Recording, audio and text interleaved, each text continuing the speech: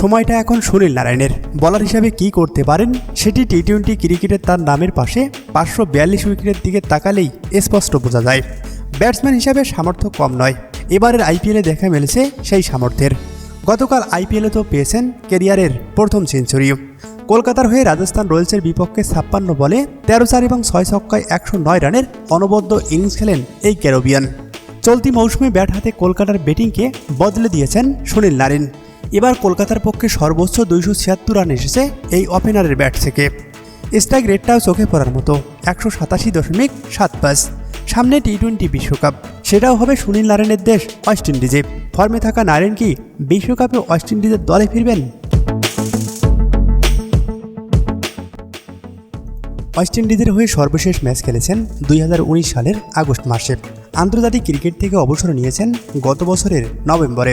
4 বছরের বেশি সময় ধরে আন্তর্জাতিক ক্রিকেট না খেললেও বিশ্বের বিভিন্ন ফ্র্যাঞ্চাইজি লিগগুলো খেলে যাচ্ছেন।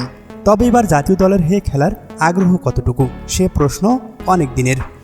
বিশ্বকাপের আগে অবসর নেন নারায়ণ কি ফিরবেন আদৌ জাতীয় দলে? প্রশ্নটা গতকালকের আগে হয়তো ওঠার সুযোগ ছিল না, কিন্তু নারায়ণ যখন সেঞ্চুরি করে বসেন তখন প্রশ্নটা জোরালো। গতকাল সেঞ্চুরির পর নারায়ণ যা বলেছেন তাতে ক্যারিবিয়ান সমর্থকরা খানিকটা আশা বাঁধতেই পারেন। এ প্রশ্নের উত্তরে তিনি বলেন, দেখা যাক ভবিষ্যতে কি হয়। জাতীয় দলে খেলার আশাটা এখনও ছেড়ে দেননি এই ক্যারিবিয়ান। তার এই কথার প্রেক্ষিতে ক্রিকেট বোদ্ধারা মনে করছেন অচিরেই হয়তো অবসর ভেঙে আবারও ফিরতে পারেন জাতীয় দলে। উল্লেখ্য, 1 জুন থেকে শুরু হবে যুক্তরাষ্ট্র এবং ওয়েস্ট ইন্ডিজের মাটিতে টি-20 বিশ্বকাপ।